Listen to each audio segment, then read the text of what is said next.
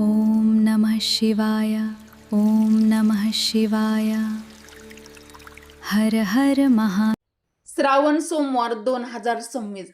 श्रावण सोमवारच्या दिवशी महादेवांची घरच्या घरी साध्या सोप्या पद्धतीने पूजा कशी करावी, महादेवांची पूजा करण्याची योग्य पद्धत काय, अनेक महिलांना माहीत नसते.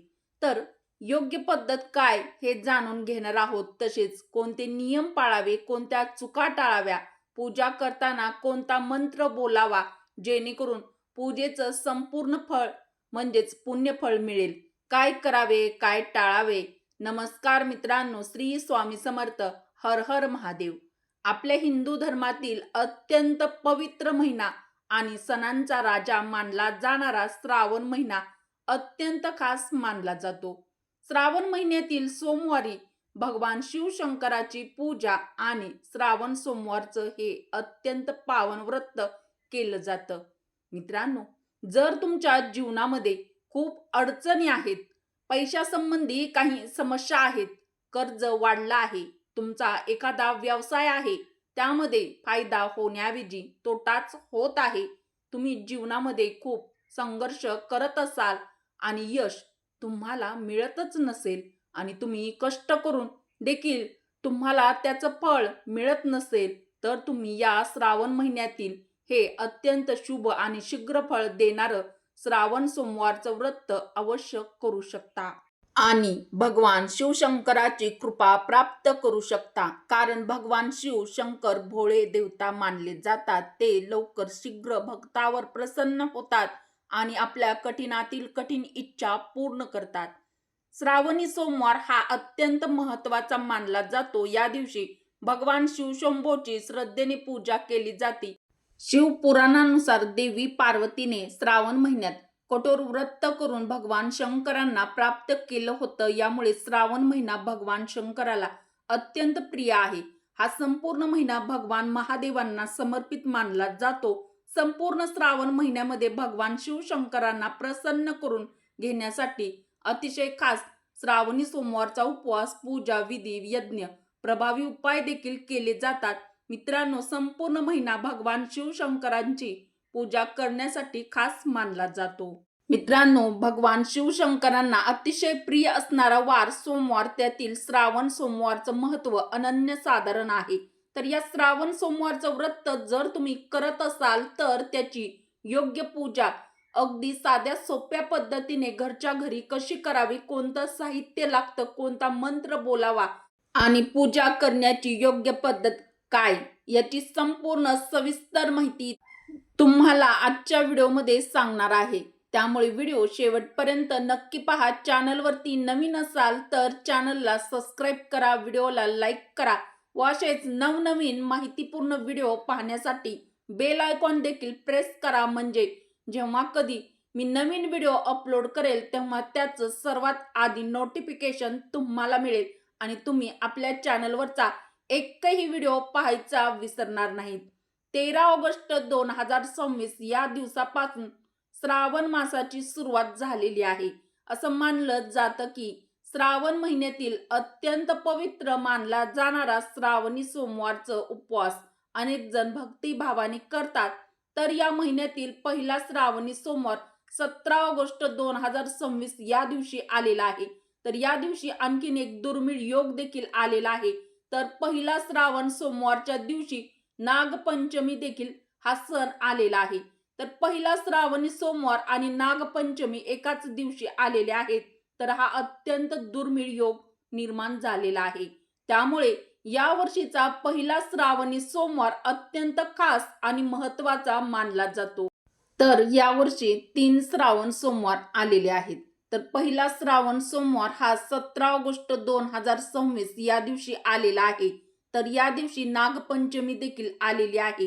दुसरा श्रावण सोमवार 24 ऑगस्ट 2026 या दिवशी आलेला आहे. तर या दिवशी देखील भागवत एकादशी आलेली आहे. हा देखील एक दुर्मिळ योग आलेला आहे. आणि तिसरा श्रावण सोमवार 7 सप्टेंबर 2026 या दिवशी आलेला आहे. तर या दिवशी देखील अजा एकादशी आलेली आहे. हा देखील दुर्मिळ योग तिसऱ्या श्रावण सोमवारच्या दिवशी आलेला आहे. तर श्रावण महिन्याची सांगता 11 सप्टेंबर 2026 या दिवशी श्रावण अमावस्या आलेली आहे. या दिवशी श्रावण मासाची समाप्ती देखील होणार आहे. तर मित्रांनो, पहिला श्रावण सोमवारचा दिवस हा अत्यंत खास असणार आहे, कारण या दिवशी नागपंचमी हा सण देखील आलेला आहे. तर नागपंचमीचा देखील आपल्या हिंदू धर्मामध्ये अत्यंत धार्मिक महत्व आहे. भगवान शिवशंकराचा आवडता वार म्हणजे श्रावण सोमवार आणि नागपंचमी एकाच दिवशी आल्यामुळे हा अत्यंत दुर्मिळ योग आलेला आहे. तर या दिवशी सोमवारच्या दिवशी भगवान शिवशंकराची पूजा कशा पद्धतीने करायची आणि तुम्हाला मी सांगणार आहे. तर सर्वप्रथम आपल्याला सकाळी लवकर ब्रह्ममुहूर्तावरती लवकर उठायचं आहे. अंघोळीच्या पाण्यामध्ये तुम्हाला थोडंसं गंगाजल टाकून स्नान करायचं आहे. त्यानंतर स्वच्छ कपडे परिधान करायचे आहेत. तर या दिवशी शक्यतो पांढरे कपडे परिधान करा. चुकूनही काळे कपडे परिधान करू नका. नंतर तुम्हाला तुमच्या देवांची पूजा करायची आहे. देवघर प्रथम स्वच्छ करून घ्यायचं आहे आणि देवांची देवपूजा तुम्हाला उरकून घ्यायची आहे. त्यानंतर तुम्हाला एक चौरंग किंवा पाट घ्यायचा आहे. तर त्या पाटावरती आपल्याला भगवान शिवशंकराची पूजा मांडणी करायची आहे. तर तेही अगदी सोप्या पद्धतीने कशी करायची हे मी तुम्हाला सांगणार आहे. तर आपल्याला येथे भगवान शिवशंकराची पूजा मांडणी करायची आहे. ती जागा सर्वप्रथम स्वच्छ करून घ्या. त्यावरती थोडेसे गोमूत्र किंवा गंगाजल शिंपडा. त्यावरती आपल्याला एक चौरंग ठेवायचा आहे. चौरंगावरती तुम्हाला लाल किंवा पिवळे वस्त्र अंतरायचे आहे. सर्वप्रथम चौरंगावरती आपल्याला थोडेसे तांदूळ टाकून घ्यायचे आहेत. तांदळावरती आपल्याला एक दिवा ठेवायचा आहे. त्या दिव्यामध्ये तूप घालून तो दिवा आपल्याला प्रज्वलित करून घ्यायचा आहे. दिवा प्रज्वलित केल्यानंतर दिव्याला तुम्हाला हळद, कुंकू, अक्षदा, फुले अर्पण करायचे आहेत आणि दिव्याला नमस्कार करायचा आहे. त्यानंतर आपल्याला तेथे थोडेसे तांदूळ टाकून त्या तांदळावरती किंवा तुमच्याकडे जर फुले असतील तर तुम्ही फुलाचं देखील आसन देऊ शकता. तर त्यावरती तुम्हाला भगवान श्री गणेशांची मूर्ती स्थापना करायची आहे, म्हणजेच ठेवायची आहेत. कारण कोणतीही पूजा भगवान श्री गणेशाची पूजा केल्याशिवाय पूर्ण मानली जात नाही. त्यामुळे आपल्याला सर्वप्रथम श्री गणेशांचे पूजन करायचे आहे. भगवान श्री गणेशांना अष्टगंध लावायचा आहे आणि त्यानंतर अक्षदा, फुले, दुर्वा अर्पण करायचे आहेत. भगवान श्री गणेशाची पूजा झाल्यानंतर आपल्याला एक स्वच्छ ताट घ्यायचं आहे. तुमच्याकडे जे उपलब्ध असेल, म्हणजेच तांब्याचं असेल, पितळेचं असेल किंवा तुम्ही स्टीलचं देखील असेल तर ते देखील घेऊ शकता. तर आपल्याला त्यावरती थोडेसे तांदूळ टाकायचे आहेत. त्यावरती एक बेलपत्र ठेवायचं आहे आणि त्या बेलपत्रावरती आपल्याला भगवान शिवशंकराची शिवपिंड म्हणजेच शिवलिंग त्यावरती ठेवायचं आहे, म्हणजे स्थापन करून घ्यायचं आहे. तर प्रथम आपल्याला शिवलिंगावरती जल अभिषेक करून घ्यायचा आहे.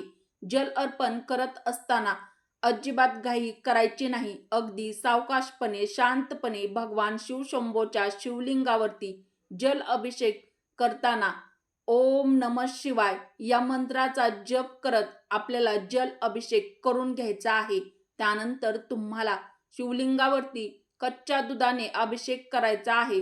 तर हे दूध तापवलेलं नसावं, कच्चच असावं आणि जर तुम्हाला शक्य असेल तर गावरान गाईचं दूध असेल तर अतिउत्तम. तर आपल्याला कच्च्या दुधाने अभिषेक करून घ्यायचा आहे. यामध्ये तुम्ही थोडीशी साखर देखील टाकू शकता. तर दूध शर्करा अभिषेक देखील आपल्याला करून घ्यायचा आहे. त्यानंतर आपल्याला पंचामृताचा अभिषेक शिवलिंगावरती करून घ्यायचा आहे. तर मित्रांनो, कोणताही अभिषेक करत असताना ओम नमः शिवाय हा मंत्र जप तुम्हाला सतत निरंतर अभिषेक चालू असताना करायचा आहे. तर मित्रांनो, हे सर्व अभिषेक केल्यानंतर तुम्हाला परत एकदा स्वच्छ पाण्याने शिवलिंगावरती अभिषेक करायचा आहे. म्हणजेच स्वच्छ पाण्याने एकदा शिवलिंगावरती अभिषेक करून शिवलिंग स्वच्छ कपड्याने पुसून घ्यायचं आहे. मित्रांनो, आता शिवलिंग ठेवताना त्याखाली थोडेसे तांदूळ म्हणजेच अक्षदा ठेवायचे आहेत. तर अगदी त्यावरती बेलपत्र देखील तुम्ही ठेवू शकता. तर आपण बेलपत्र ठेवून त्यावरती शिवलिंग ठेवून घेऊया. मित्रांनो, सर्वप्रथम शिवलिंगावरती आपल्याला भस्म लावायचा आहे. त्यानंतर अष्टगंध किंवा चंदन तुमच्याकडे जे उपलब्ध असेल ते तुम्ही लावू शकता. भगवान महादेवांना अतिशय प्रिय आहे. त्यानंतर तुम्हाला कापसाची वस्त्रमाळ अर्पण करू शकता किंवा मित्रांनो त्यानंतर आपल्याला शिवलिंगावरती अक्षदा, पांढरी फुले, बेलपत्र, धोत्र्याचे फळ किंवा फूल देखील अर्पण करायचं आहे. तर मित्रांनो बेलपत्र अर्पण करताना बेलपत्र नेहमी शिवलिंगावरती हे पालते बेलपत्र ठेवावे. तर मित्रांनो पूजा करत असताना आपल्याला सतत निरंतर ओम नमः शिवाय या मंत्राचा मंत्र जप करायचा आहे. त्यानंतर आपल्याला श्रावण सोमवारच्या दिवशी जी शिवमूठ आलेली आहे तर ती शिवमूठ आपल्याला अर्पण करायची आहे. तर पहिला श्रावण सोमवारच्या दिवशी शिवमूठ तांदूळ आलेली आहे तर आपल्याला शिवलिंगावरती तांदूळ ही शिवमूठ अर्पण करून घ्यायची आहे. तर मित्रांनो प्रत्येक सोमवारी वेगवेगळी शिवमूठ आलेली आहे. तर पहिला श्रावण सोमवारी तांदूळ ही शिवमूठ आलेली आहे. दुसऱ्या श्रावण सोमवारी तीळ ही शिवमूठ आलेली आहे आणि तिसऱ्या श्रावण सोमवारी गहू ही शिवमूठ आलेली आहे. तर प्रत्येक सोमवारी तुम्ही पूजा करत असताना जी शिवमूठ आलेली आहे तीच आपल्याला शिवलिंगावरती शिवमूठ म्हणून अर्पण करायची आहे. तर मित्रांनो शिवमूठ अर्पण करताना देखील तुम्हाला ओम नमः शिवाय या मंत्राचा जप करायचा आहे. शिवमूठ अर्पण केल्यानंतर भगवान शिवशंकरांना धूप दीप दाखवायचा आहे. त्यानंतर तुम्ही तुमच्या श्रद्धेनुसार नैवेद्य अर्पण करायचा आहे. नैवेद्यामध्ये साखर, खडीसाखर, दूध, फळे, घरी बनवलेला सात्विक गोड पदार्थ अर्पण करू शकता. भगवान शिवांना मनापासून नमस्कार करून आपल्या मनातील जी काही तुमची इच्छा आहे तर ती तुम्हाला व्यक्त करायची आहे. आता सर्वात महत्वाचा भाग म्हणजे मंत्र जप. अनेक जण विचारतात की पूजा करताना कोणता मंत्र बोलावा. मित्रांनो जर तुम्हाला मोठे मंत्र पाठ नसतील तर तुम्ही ओम नमः शिवाय या पंचाक्षरी मंत्राचा जप देखील अत्यंत फलदायी मानला जातो. शक्य असल्यास 108 वेळा किंवा किमान 21 वेळा श्रद्धेने जप करा. त्यानंतर ओम त्र्यंबकम यजामहे सुगंधी पुष्टी वर्धनम पूर्वारुक्मी बंधना मृत्युमुक्षी यमामृता या मंत्राचा 11, 21, 108 वेळा जप करू शकता. भगवान शिवांच्या नामस्मरणाला अत्यंत महत्त्व दिलं आहे. मंत्र जप करताना मन शांत एकाग्र ठेवा. मंत्र जप पूर्ण झाल्यानंतर भगवान शिवाची आरती करा. लवलवती विक्राळी ब्रह्मांडी माळा किंवा तुमच्या परिसरात जी प्रचलित असलेली भगवान शिव शंभोची आरती असेल ती भक्तिभावाने म्हणावी. श्री गणेशाची, देवी पार्वतीची आरती देखील तुम्हाला करायची आहे. आता जाणून घेऊया त्या दिवशी कोणते नियम पाळावेत. श्रावण सोमवारच्या दिवशी शक्यतो सात्विक आहार घ्यावा. खोटे बोलणे टाळावे. कोणाचाही अपमान करणे टाळावे. राग करणे टाळावे. वादविवाद करणे टाळावे. कोणालाही दुखावणे टाळावे. दिवसभर शक्य तितके ओम नमः शिवाय या मंत्राचे स्मरण करत मंत्र जप करावा. गरजू व्यक्तींना आपल्या शक्तीनुसार दान करणे देखील अत्यंत शुभ मानले जाते. आता जाणून घेऊया काही महत्त्वाच्या चुका ज्या नकळतपणे होत असतात. पूजा करताना तुटलेले किंवा कीड लागलेले बेलपत्र अर्पण करू नका. शिवलिंगावर हळद वाहू नका. केतकीचे फूल अर्पण करणे टाळावे. बेलपत्र उलटे सुलटे न ठेवता योग्य पद्धतीने अर्पण करावे. अभिषेक करताना घाई गडबड करू नका. पूजा करताना मोबाईलमध्ये गुंतून राहू नका. सर्वात महत्त्वाचे म्हणजे केवळ दिखाव्यासाठी नव्हे तर पूर्ण श्रद्धेने भक्तिभावाने भगवान शंकराची पूजा करा. जर तुम्ही श्रावण सोमवारचा उपवास केला असेल तर संध्याकाळी भगवान शिवांची पुन्हा एकदा आरती करून नैवेद्य दाखवून प्रसाद ग्रहण करून उपवास सोडावा. उपवास सोडताना सात्विक आहार घ्यावा. मित्रांनो भगवान शिवांना महागडे नैवेद्य किंवा मोठमोठी पूजा नसते. त्यांना अपेक्षित असते ती भक्ताच्या मनातील खरा भाव, खरी श्रद्धा आणि निस्सीम भक्ती. म्हणून अगदी साध्या सोप्या पद्धतीने केलेली पूजा देखील भगवान शिवशंकर अवश्य स्वीकारतात आणि भक्तावर कृपावृष्टी म्हणजेच कृपा करतात. कमेंटमध्ये हर हर महादेव मित्रांनो नक्की लिहा. जर ही माहिती तुम्हाला उपयुक्त वाटली असेल तर व्हिडिओला लाईक करा. तुमच्या कुटुंबीय मित्रांसोबत नक्की शेअर करा आणि अशाच धर्म, व्रत, पूजा आणि सणाविषयी अचूक माहिती मिळवण्यासाठी मराठी रोहिणी किचन या आपल्या चॅनलला सबस्क्राईब करायला विसरू नका. पुन्हा भेटू एका नवीन आणि महत्त्वाच्या व्हिडिओमध्ये. तोपर्यंत सर्वांचे मनापासून धन्यवाद.